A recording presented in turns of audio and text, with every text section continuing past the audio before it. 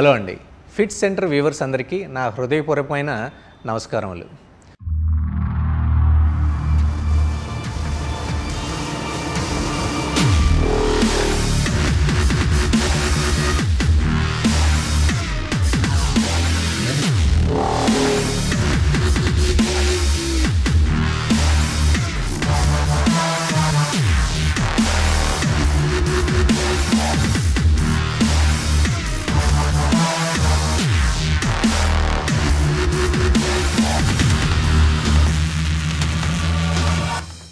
ఈరోజు మనం తెలుసుకోవాల్సిన విషయం ఒకటి ఉందండి.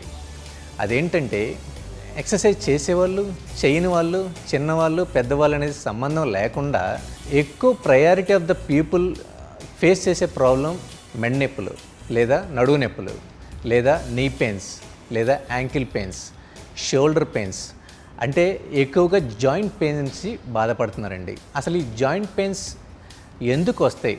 ఆర్థో స్పెషలిస్ట్ అయినటువంటి టీడీఆర్ గారు రెడ్డి గారిని కనుక్కొని ఆ ప్రాబ్లం నుంచి మనం బయటపడొచ్చో మనం ఇప్పుడు చూద్దామండి. నమస్కారం, నా పేరు డాక్టర్ దశరథ రామరెడ్డి.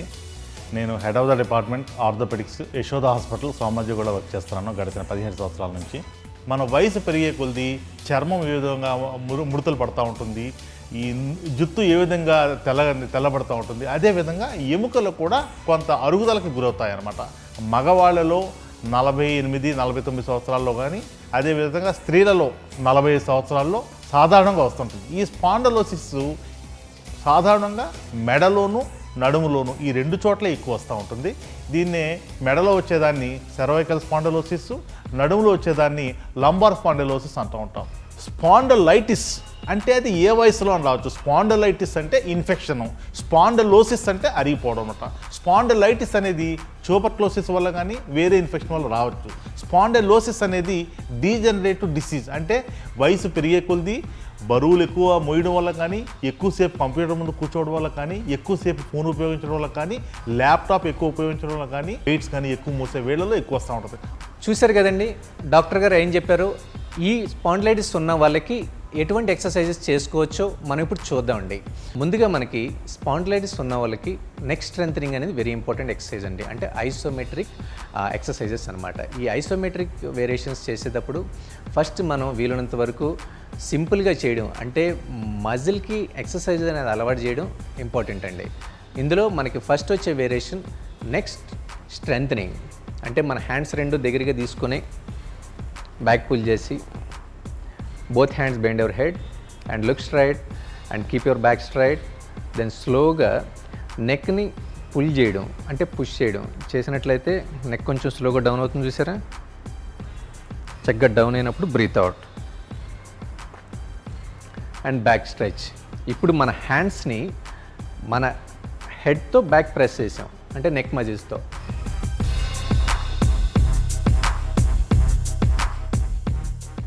ఎక్కువగా మెడ నొక్కకుండా వీలున్నంత వరకు నెక్ మజిల్స్ పైనే కాన్సన్ట్రేట్ చేయండి. ఇందులో నెక్స్ట్ వచ్చే వేరియేషన్ సైడ్ ప్రెస్ అండి. అంటే నెక్ మజిల్స్కి లెఫ్ట్ సైడ్ ఉన్న మజిల్స్ స్ట్రెంథనింగ్ ఇవ్వడం కోసం ఆపోజిట్ డైరెక్షన్లో మనం ప్రెస్ చేయడం అనమాట. మన పామ్తో స్లోగా ప్రెజర్ అప్లై చేసాం, ప్రెజర్ అప్లై చేసి వీలున్నంత వరకు స్లోగా బ్రీత్ అవుట్. ఇలా ఈచ్ సైడ్ కూడా ఒక 15 నుంచి 20 రిపిటేషన్స్ వరకు మనం చేసుకోవచ్చండి. చూసారు కదండి, నెక్ పెయిన్ అంటే స్పాండిలైటిస్ నుంచి మనం బయటపడడానికి సింపుల్ ఎక్సర్సైజెస్ ఒక ఇలాంటి 3-4 వేరియేషన్స్ మనం రెగ్యులర్గా చేసుకున్నట్లయితే ఈ ప్రాబ్లం నుంచి వితిన్ 3 to 4 వీక్స్లో మనకి నెక్ మజిల్స్ అన్నిటినీ కూడా స్ట్రెంథనింగ్ చేసుకొని చక్కగా నెక్ పెయిన్ నుంచి మనం దూరం అవ్వచ్చండి. నెక్స్ట్ వచ్చే మజిల్ షోల్డర్ మజిల్స్. అసలు ఈ షోల్డర్ క్యాచెస్, ఈ షోల్డర్ డిస్క్లోకేషన్స్ ఎందుకు జరుగుతాయి, ఈ షోల్డర్ మజిల్స్ ఎందుకు డల్గా ఉంటాయో మనం డాక్టర్ గారిని అడిగి తెలుసుకుందాం అండి. చాలా మంచి ప్రశ్న అండి. సాధారణంగా 30 సంవత్సరాల వయసు వచ్చిన వాళ్ళు, 30 సంవత్సరాల వయసు వచ్చిన వాళ్ళు భుజం నొప్పి వస్తే, అంటే ఎందుకు ఈ 30 సంవత్సరాలు ఎందుకు చెప్పానంటే, మన హైదరాబాదు మెడికల్గా చూసుకుంటే డయాబెటీస్ పేషెంట్లు చాలా ఎక్కువ మంది ఉంటున్నారు. సాధారణంగా భుజం నొప్పి షుగర్ వచ్చే తొలినాళ్ళలో కానీ, షుగర్ ప్రారంభమయ్యే సమయంలో కానీ భుజం నొప్పి వస్తూ ఉంటుంది. అలా కాకుండా ఈ భుజం నొప్పి కారణాలు చాలా ఉంటాయి. మెడలో నరం ఒత్తుకోవడం వల్ల, ఇంతకుముందు చెప్పాను సర్వైకల్ స్పాండలోసిస్ అని చెప్పేసి, అందులో ఒకటి సర్వైకల్ డిస్క్ సిండ్రోమ్ అంటాం. అంటే మెడలో నరం ఒత్తుకున్నప్పుడు ఏదైతే నరం భుజానికి సప్లై చేస్తుందో అక్కడ నొప్పి వస్తూ ఉంటుంది, దాన్ని రిఫర్డ్ పెయిన్ అంటాం. కానీ సమస్య మెడలో ఉంటూ ఉంటుంది.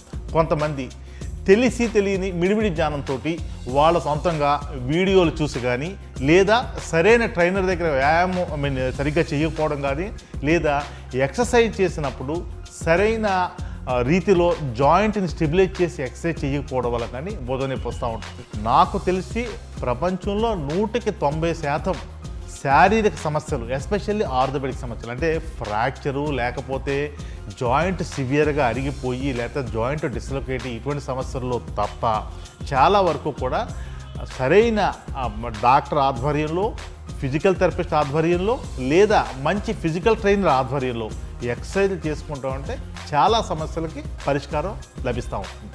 విన్నారు కదండి, ఈ షోల్డర్ మజిల్స్కి ఫస్ట్ ఆయన చెప్పే ఆన్సర్ ఒకే ఒకటి, ఫిజికల్ యాక్టివిటీ లేకపోవడం, అది కూడా ప్రాపర్గా లేకపోవడం, సరైన గైడెన్స్లో లేకపోవడం. ఒక ఎక్స్పర్ట్ ట్రైనర్ గైడెన్స్లో అండర్లో ఉండి ఫిజికల్ యాక్టివిటీ చేస్తే కనుక ఇలాంటి ప్రాబ్లమ్స్ నుంచి మనం అవాయిడ్ చేసుకోవచ్చు. ఈ షోల్డర్ బెడ్ స్ట్రెంథనింగ్ ఎలా చేయొచ్చు, డెల్టాయిడ్ స్ట్రెంథనింగ్ ఎలా చేసుకోవచ్చో మనం ఇప్పుడు చూద్దామండి. ఇప్పుడు మనం షోల్డర్ స్ట్రెంథనింగ్ ఎలాంటి ఎక్సర్సైజెస్తో మనం చేసుకోవచ్చో మనం ఇప్పుడు చూద్దామండి. ఇందులో ఫస్ట్ వచ్చే variation internal and external rotations. Okay, అంటే లైట్ వెయిట్స్ వీలైనంత వరకు మనకి దగ్గరలో 1/2 kg నుంచి 1 kg మ్యాక్సిమం సరిపోతుంది. ఇదిగోండి, చక్కగా 90 degreesలో షోల్డర్స్ ఉంచాను, రొటేట్ చేసాను డంబెల్. అంటే ఇంటర్నల్ రొటేషన్ చేసినప్పుడు మనం ఫీల్ అవ్వాల్సింది డెల్టాయిడ్ మజిల్స్. సింపుల్గా ఎల్బో స్ట్రైట్గానే ఉంది కదండి, మళ్ళీ లిఫ్ట్ చేసి బ్యాక్ స్ట్రెచ్, అంతే. ఈ రొటేషన్స్లో మనం ఫీల్ అవ్వాల్సిన మజిల్స్ డెల్టాయిడ్ మజిల్స్. ఈ మజిల్స్ స్ట్రెంథనింగ్ చేసినట్లయితే మనకి షోల్డర్ స్ట్రెంథనింగ్ అనేది జరుగుతుందండి. ఇందులో నెక్స్ట్ వచ్చే వేరియేషన్ ఎక్స్టర్నల్ రొటేషన్స్ అండి. అంటే మన ఎల్బోస్ టక్ చేసి ఉంచాం, జస్ట్ ఎక్స్టర్నల్ ఈ డెల్టాయిడ్ మూమెంట్ని మనం ప్రెస్ చేసాం ఫ్రీగా. దాదాపుగా ఒక 10 నుంచి 15 రిపిటేషన్స్ వరకు చేయండి, సరిపోతుంది. కాన్సన్ట్రేట్ చేయాల్సింది హ్యాండ్ మూమెంట్ కంటే షోల్డర్ మూమెంట్. చూసారు కదండి, షోల్డర్ ఫీల్ అవ్వాలి. అదర్ హ్యాండ్ అలాగే 10 to 15 రిపిటేషన్స్, ఒక 2 నుంచి 3 సెట్స్ చేసుకునేటట్లయితే షోల్డర్ స్ట్రెంథనింగ్ బాగా అవుతుందండి. చూసారు కదండి, ఈ షోల్డర్ స్ట్రెంథనింగ్, ఈ రోటరీ కల్స్ కానివ్వండి, ఈ డెల్టాయిడ్ రైజెస్, ఇవన్నీ ఎలా చేసుకోవచ్చో మనం చూసాం. ఇవన్నీ కూడా సుమారుగా మన స్ట్రెంత్ని బట్టి 10 to 15 రిపిటేషన్స్ వరకు రెగ్యులర్గా మనం చేసుకున్నట్లయితే వితిన్ 2 to 3 వీక్స్లో మనకి మంచి రికవరీ వస్తుందండి. ఎక్కువగా బాధపడే వాళ్ళలో మనం చూసుకునేటట్లయితే మెజారిటీ ఆఫ్ ద 70% పీపుల్, నేను ఎక్కువగా కూర్చోలేకపోతున్నాను, ఎక్కువగా నడవలేకపోతున్నాను, ఏదైనా వెయిట్స్ లిఫ్ట్ చేసేటప్పుడు కూడా నేను ఎక్కువసేపు లిఫ్ట్ చేయలేకపోతున్నాను, ఎక్కడికైనా జర్నీ చేసేటప్పుడు కూడా నేను ఎక్కువసేపు కూర్చోలేను అని చెప్తూ ఉంటారు. ఎందుకు అనేది మనం ఇప్పుడు మన డాక్టర్ గారిని అడిగి తెలుసుకుందామండి. డిస్క్ ప్రొలాప్స్కి కారణాలు రకరకాలు. కొంతమందికి బ్రష్ చేసుకోవడానికి ట్యాప్ దగ్గర ఉంగినప్పుడు కూడా డిస్క్ స్లిప్ అవుతుంది. ఏంటంటే బేసిక్గా డిస్క్ అనేది ఏం కాదండి, మనం చిన్నప్పుడు సైకిల్ తొక్కేవాళ్ళం. సైకిల్ తొక్కినప్పుడు సైకిల్ ట్యూబ్ అవుట్ అయింది అంటాం. అంటే టైరులో ఎప్పుడన్నా ఎక్కడన్నా వీక్ పాయింట్ ఉన్నప్పుడు ఆ ట్యూబ్ బయటకు వస్తుంది, బుడగలా బయటకు వస్తుంది. ఆ బుడగలా బయటకు వచ్చినప్పుడు ఆ వచ్చిన ఏం చేస్తుందంటే ఆ బుడగ లాంటిది ఆ పక్కనున్న నరం మీద ఒత్తుకుంటుంది. ప్రతి డిస్క్ ప్రొలాప్స్కి కూడా ఆపరేషనే సమాధానం కాదు. సాధారణంగా బెల్ట్, చాలామంది డిస్క్ ప్రొలాప్స్ అనగానే బెల్ట్ పెట్టేసుకుని తిరుగుతూ ఉంటారు. అది మంచి పద్ధతి కాదు. ఇంచేతంటే బెల్ట్ పెట్టుకోవడం వల్ల ఆ నడుము చుట్టూ ఉండే ఆ మజిల్స్ యొక్క టోన్ పోతుందన్నమాట. అంచేత ఇంకా ఫర్దర్గా డిటేరేట్ అవుతుంది. డిస్క్ ప్రొలాప్స్ తగ్గొచ్చు కానీ నడుము వీక్నెస్ అవుతుందన్నమాట. డిస్క్ ప్రొలాప్స్ వచ్చినప్పుడు ఏదైతే డిస్క్ తప్పుకుందో ఆ డిస్క్ వెనక్కి పోవాలి, వెనక్కి పోయి మళ్ళీ అది ఆ హోల్ సీల్ అవ్వాలి. ఆ సీల్ అవ్వాలి అంటే దాన్నే ఫైబ్రోసిస్ అంటాం అనమాట. డాక్టర్ గారు చెప్పిన exercises, especially back strengthening exercises చేయాలి. ఈ బ్యాక్ స్ట్రెంగ్థనింగ్ ఎక్సర్సైజ్ చేయడం వల్ల ఏమవుతుందంటే ఆ వెన్నుపూసల్ని ఒక పొజిషన్లో పట్టి వస్తాయి అన్నమాట, ఉంచుతాయి. ఉంచడం వల్ల ఏమవుతుందంటే ఏదైతే ఒత్తిడి ఉందో ఆ ఒత్తిడి లేకుండా ఇదవుతూ ఉంటుంది. రెండోది, చిన్న చిన్న ప్రాబ్లమ్స్కి మజిల్ స్పాజంలోకి వెళ్లకుండా ఉండి రిలాక్స్ అవుతున్నాం. దానివల్ల ఏంటంటే నొప్పి తగ్గుతూ ఉంటుంది. నడుము పట్టడం అనేది ఒక ప్రొటెక్టివ్ మెకానిజం. దాన్ని మనం రిలాక్స్ చేయాలి. రిలాక్స్ ఎలా చేస్తాము? లిమిటెడ్ మెడికేషన్స్, ఎక్కువ ఫిజికల్ థెరపీ తోటి మనం చేస్తే ఆ మజిల్ రిలాక్స్ అయిపోయి ఆ స్పాజం పోయి నొప్పి తగ్గిపోతూ ఉంటుంది. విన్నారు కదండి డాక్టర్ గారు ఏమన్నారు.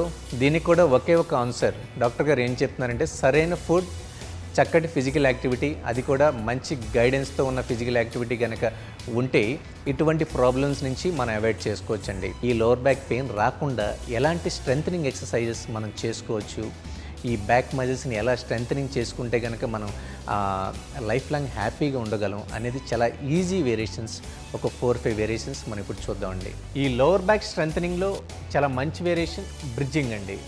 ఈ బ్రిడ్జింగ్ ఎక్సర్సైజెస్ ఎవరైనా ఎక్కడైనా చేయొచ్చు.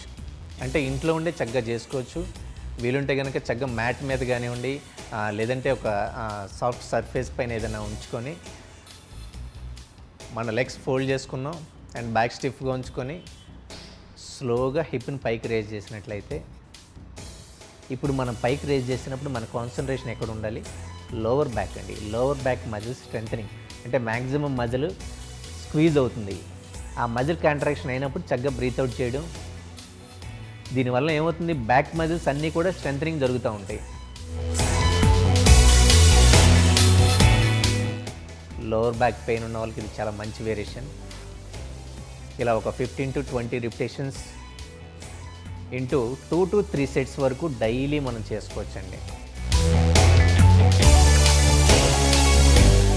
దీనివల్ల వితిన్ 2 to 3 వీక్స్లో మనకి లోవర్ బ్యాక్ పెయిన్ అనేది చాలా వరకు తగ్గిపోతుంది. ఇందులోనే ఇంకొక వేరియేషన్ హైపర్ ఎక్స్టెన్షన్ అండి.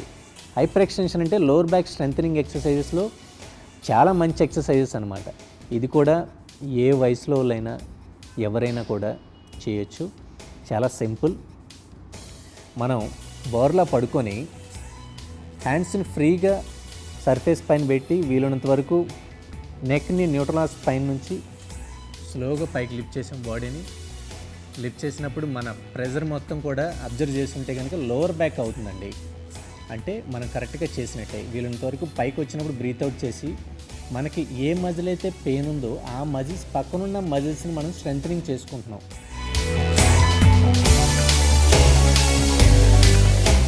చూసాం కదండి ఈ lower back strengthening and abdominal strengthening ఎంత ఈజీగా చేసుకోవచ్చో. ఇవన్నీ కూడా రోజుకి 10 నిమిషాల నుంచి పావు గంట మనం కేటాయించినట్లయితే 15 నుంచి 20 రోజుల్లో మనకి బ్యాక్ పెయిన్ నుంచి మనం దూరం అవ్వచ్చండి. ఈ రియల్ ఛాలెంజ్ సెగ్మెంట్లో మెయిన్ టాపిక్ 6 ప్యాక్ అండి. ఈ 6 ప్యాక్ నరేంద్ర వర్మ గారు మనకి దాదాపుగా 8-9 ఎపిసోడ్స్ నుంచి మనకు కనిపిస్తున్నారు. ఈ 8-9 ఎపిసోడ్స్ నుంచి ఎలా ఉండేవాళ్ళు ఎలా వచ్చారు, ఓవరాల్గా ఎంత ప్రోగ్రెస్ ఉంది, ఎంత వెయిట్ తగ్గారు, ఆయన బాడీలో ఎన్ని చేంజెస్ జరిగినాయి, ఆయన బాడీ ఫ్యాట్ ఎంత తగ్గింది అనేది మనం ఇప్పుడు ఒకసారి కనుక చూసినట్లయితే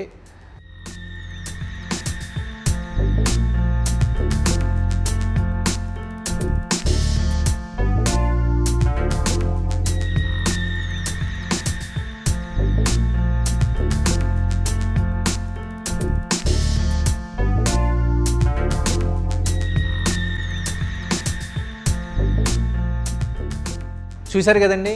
ఫస్ట్ డే 1 ఎలా ఉన్నారో ఇప్పుడు ఎలా ఉన్నారో కంపేర్ చేసుకుంటే మనం నమ్మలేని విధంగా ఉన్నారు. సో ఇంత చేంజెస్ రావడానికి కారణం healthy food and systematic hard work అండి. అంటే వీక్కి ప్రోగ్రెస్ ఉంటుంది. ఎందుకు ఉంటుంది? డైట్ లైట్గా చేంజ్ చేసుకున్నాం, at the same time training ప్రాసెస్లో చేంజెస్ ఉన్నాయి కాబట్టి. సో ఈ ప్రతి వీక్లో కనుక ఈ చేంజెస్ గమనించినట్లయితే పర్టికులర్ సెగ్మెంట్స్లో ఇప్పుడు వచ్చే సెగ్మెంట్స్లో వచ్చేసరికి muscle building and toning and abdominals and lower back strengthening అనేది ఎక్కువ కాన్సన్ట్రేట్ చేస్తున్నాం. ఫస్ట్లో వచ్చేసరికి వెయిట్ లాస్, దాని తర్వాత leg strengthening and core strengthening, ఈ మజిల్స్ పైన కాన్సన్ట్రేట్ చేసాం. ఓవరాల్గా ఈ చేంజెస్ జరగడం ద్వారా ఈయనకి రిజల్ట్ రావడం అనేది జరిగిందండి. సో లాస్ట్ వీక్లో మన నరేంద్ర వర్మ గారు ఏం చేశారంటే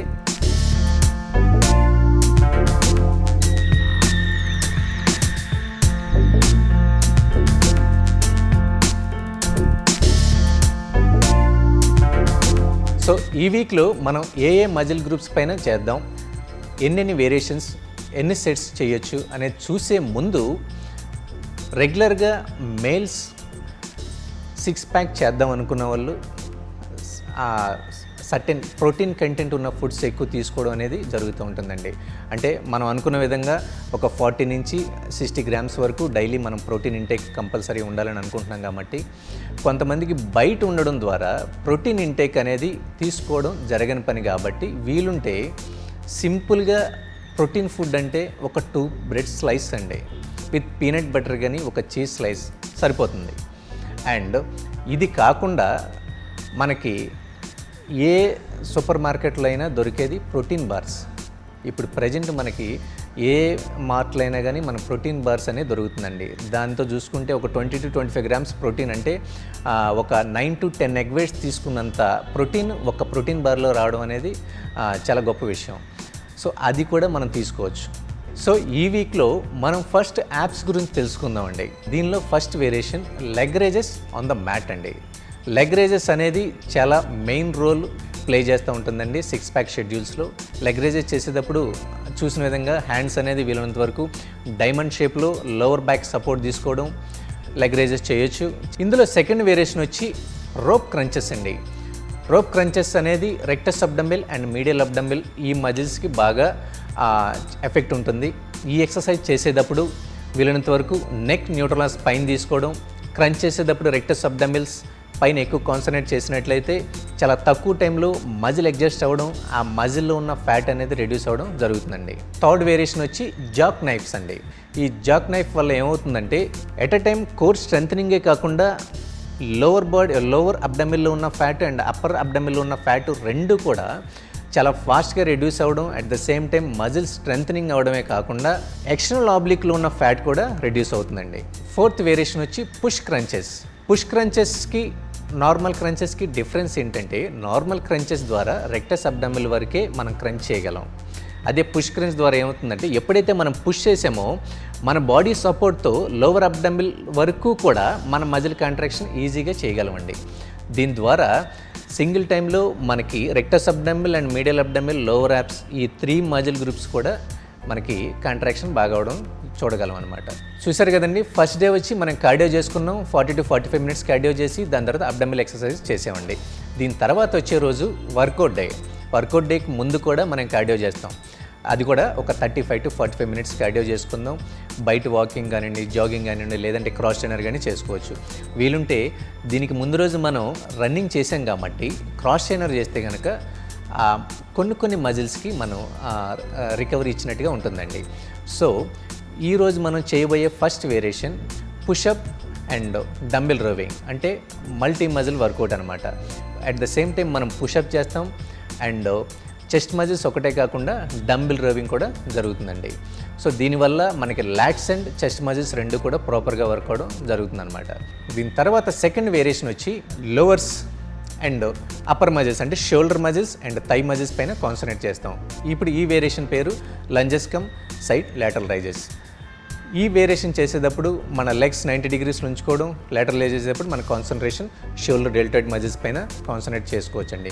దీనివల్ల ఏమవుతుంది, తక్కువ టైంలో 2 మజిల్ గ్రూప్స్ వర్క్ అవ్వడం, మనకి ఎక్కువ క్యాలరీస్ బర్న్ అవ్వడం అనేది జరుగుతుంది అనమాట. దీని తర్వాత వచ్చే వేరియేషన్ ట్రైసెప్స్కి సంబంధించిందండి. ట్రైసెప్ బాడీ ప్రెస్ అంటారు. అంటే మనం ఒక ఏదైనా ప్యారలల్ బార్ తీసుకొని ఆ బార్ పైన కనుక మన బాడీ వెయిట్ మొత్తం కూడా మనం అప్లై చేసి మన ట్రైసెప్తో మనం బేస్ చేసుకొని బ్యాక్ వస్తే కనుక ఈ ట్రైసెప్ అనేది చాలా బాగా అడ్జస్ట్ అవుతుంది అనమాట. దీనివల్ల ఏమవుతుంది, ట్రైసెప్ డెఫినేషన్ అండ్ ట్రైసెప్లో ఉన్న ఫ్యాట్ రెడ్యూస్ అవడమే కాకుండా మనకి మంచి ట్రైసెప్ షేప్ అనేది మనం పొందగలుగుతామండి.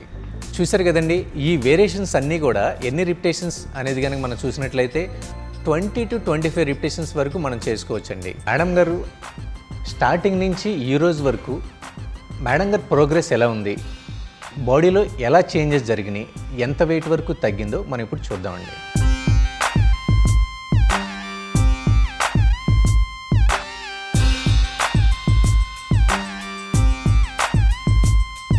చూసారు కదండి, ఫస్ట్ వీక్ నుంచి ఈ రోజు వరకు మేడం గారిలో ఉన్న ప్రోగ్రెస్, వెయిట్ ఎంత తగ్గారు, ఎలాంటి షేప్ అనేది మేడం గారు పొందారనేది మనం ఇప్పుడు వరకు చూసామండి. ప్రాసెస్లో మేడం గారు చేసే వేరియేషన్స్ ఎవ్రీ వీక్ చేంజెస్ అవుతా రావడం, at the same time training ప్రాసెస్లో కూడా చేంజెస్ ఉండడం, ఈ ట్రైనింగ్లో ప్రోగ్రామ్స్ కూడా చేంజెస్ అవ్వడం ద్వారా మేడం గారు స్ట్రిక్ట్ డైట్ చేయడం ద్వారా ఇదంతా కూడా ఆవిడికి సాధ్యపడిందండి.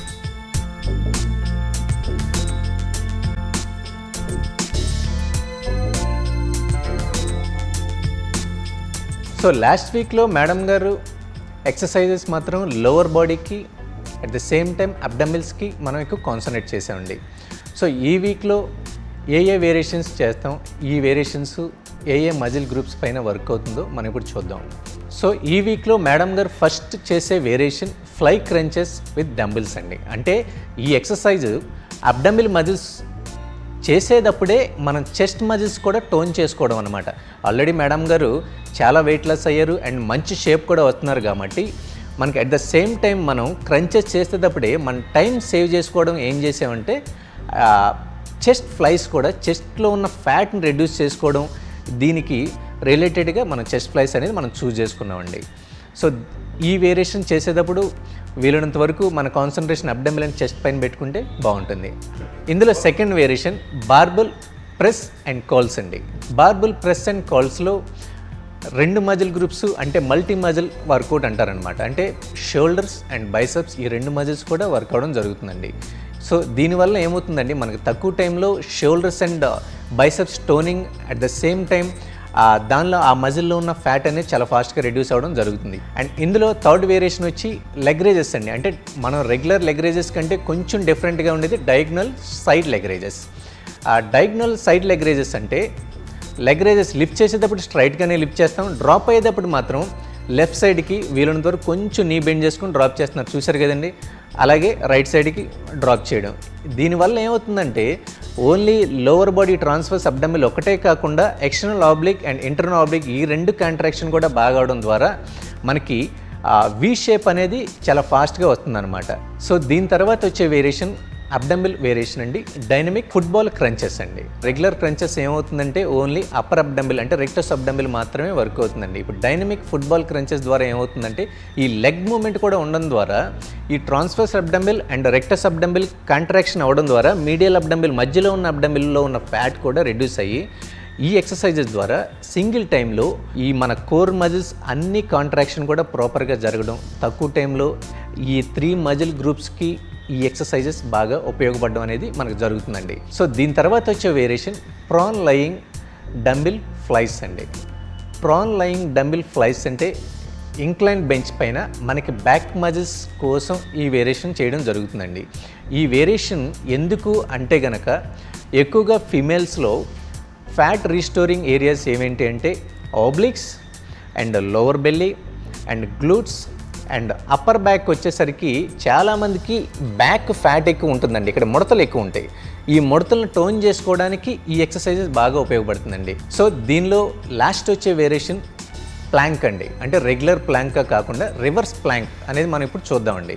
మామూలు ప్లాంక్ చేసేటప్పుడు ఎక్కువ కోర్ మజిల్ స్ట్రెంథనింగ్ ఒకటే జరుగుతుందండి. అదే రివర్స్ ప్లాంక్ అయితే మనకి కోర్ ఒకటే కాకుండా glutes and lower back strengthening కూడా ప్రాపర్గా జరుగుతుంది అనమాట. ఎందుకంటే మనం ఎక్కువగా లోవర్ బాడీ పైన కాన్సన్ట్రేట్ చేస్తున్నాం. ఫిమేల్ వర్కౌట్స్ అంటే ఆ ఫ్యాట్ ఏదైతే ఎక్కువ డిపాజిట్ అవుతున్న ఏరియాస్ పైనే మనం ఎక్కువ కాన్సన్ట్రేట్ చేస్తున్నాం కాబట్టి ఆ మజిల్స్కి వర్కౌట్తో పాటు ఆ సర్టెన్ స్ట్రెంథనింగ్ అనేది వెరీ ఇంపార్టెంట్ అండి. స్ట్రెంథనింగ్ లేకుండా చేయడం మంచిది కాదు. సో చూసారు కదండి, ఈ 6 వేరియేషన్స్ కూడా 15 నుంచి 20 రిపిటేషన్స్ వరకు మనం చేయొచ్చండి. అదే మనకి రివర్స్ ప్లాంక్ ఉందంటే కనుక వీలైనంత వరకు అది స్ట్రెంథనింగే కాబట్టి 40 నుంచి 60 సెకండ్స్ వరకు అంటే 1 మినిట్ లోపు వరకు మనం ఎక్సర్సైజ్ చేసుకోవచ్చు అనమాట.